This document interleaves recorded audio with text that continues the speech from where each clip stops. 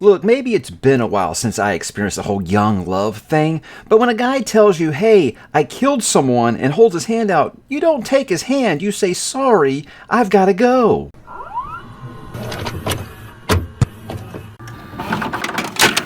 Hey, what's up, couch potatoes and horror fanatics? Mike back for another 5-minute movie reviews. Today, guys, we're talking about Halloween Ends, the slasher horror film released this year, directed by David Gordon Green, starring Jamie Lee Curtis, Andi Matichak, I'm sorry if I'm saying that wrong, and Rohan Campbell. Guys, this is the conclusion to the new Halloween trilogy that started in 2018. So, let's get right into it, guys. Let's begin like usual with what I liked. Well, Jamie Lee Curtis is always a pleasure as Laurie. She's great again here. Obviously, I felt like she kind of got benched in the last movie, but this one she's kind of semi-benched, we'll get into, but every time that she is on the screen, she is really great. She is the character that I have come to know and love over the course of my lifetime and this franchise. No matter how bad the scripts in these movies get, and sometimes they get pretty bad, she's always doing her part in these films, and she always feels like she's giving it her all. And I think the last 20 minutes of the movie are decent. However, I feel like 2018 did the same thing better, but some of the kills, I'd say they are still very creative.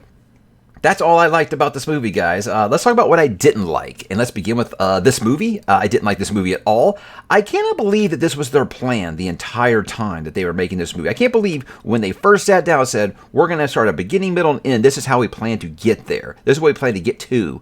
I can't believe that was their plan. Because I'm already hearing the people being like, well, you know, I applaud them for doing something different. No, this feels like nothing to do with the first 2/3 of this trilogy. They're already trying to do that Last Jedi thing and saying that, oh yeah, well, you know, it's just kind of different. You don't do that with the final movie in this trilogy. It makes no sense whatsoever. This movie had nothing to do with the first two movies at all. It sounds crazy to say that, but it doesn't even feel like a Halloween movie, guys. This feels like something completely different. It felt like a movie about a young girl falling in love with a kid who's got a lot of mental issues, and they said, I don't really like the way this movie's ending. How about we throw something crazy in there, like maybe Michael Myers? Is he laying around? We got the rights to that, right? It almost feels like what they did with that Cloverfield movie, where it was an outer space movie, and in the last 10 seconds, they put a giant monster hand in it to make it a Cloverfield movie. That's kind of what this feels like. This movie had no use of the character of Corey whatsoever. I think Halloween Kills got just so liberal with how many characters they killed off. They didn't have anyone left, and they didn't know what to do. That's the only thing I can imagine what happened here. But he's brought into this movie given such a large role, and then his conclusion in this movie is completely pointless, has no emotional weight whatsoever. And the whole thing with this, guys, is Michael. Michael is what makes this franchise go around. He's barely in the movie. And when he is in the movie, he's not really that threatening. For whatever reason, in the last movie, he gets up after getting beat down and he kills like another 40 people. In this one, he's like in a sewer hanging out with Pennywise or something. I don't even know what the choice was here.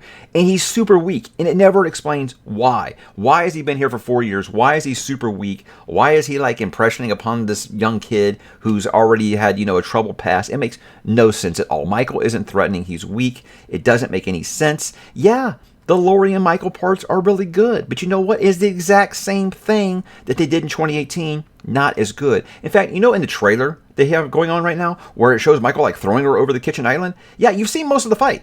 That's really all I can tell you guys. They're both benched for 85% of this movie. Now, Jamie Lee Curtis does have a bigger part than she did in the last movie, but not much. For me, guys, what makes a Halloween movie is Michael Myers killing people with some creepy Halloween ambiance. This movie had none of that. None whatsoever. If I have final thoughts, if you can't tell, this was a tremendous disappointment for me. I think I'm kind of different on most people, is that I thought Halloween 2018 was just okay. Most people hated Halloween Kills. I actually liked it quite a bit. Was it ridiculous? Was it over the top? Yeah, absolutely. Most Halloween movies are. You're never going to get 1978 again. But as far as most sequels in this series, I liked it for the most part. You'll have newfound respect for Kills after you watch this movie if you didn't like Kills, because, guys, this is one of the worst Halloween movies. In fact, if there wasn't already a movie called Halloween Resurrection, this would be the worst movie in the franchise. And I'm not even kidding. This isn't recency bias. This is not hyperbole. It is that bad, guys. I'd rate them Kills 2018 and somewhere way down here Ends Look, David Gordon Green is doing an Exorcist trilogy next, and I can't wait until that final movie doesn't even deal with the demon or the possessed at all, and some rando instead. So, guys, as you know, I rate all my movies on a category of preserve the film, pay to see it, wait for streaming, download it illegally, or burn the master copy. Guys, this is the rare burn the master copy. I cannot fathom how bad this movie was. I cannot understand how this movie got past the first draft stage and onto my television screen. It makes no sense whatsoever. And this is a complete insult to a series that already has insulting sequels. What an impressive feat that they were able to pull off. I cannot believe that this movie was this bad. What a horrible disappointment and an awful way to go out. I mean, this feels like when you had, a Han, Luke, and Leia back for Star Wars, you didn't really use them. This is, you've got Jamie Lee Curtis back and Michael Myers, and they have maybe a combined 8 minutes together in the entire trilogy.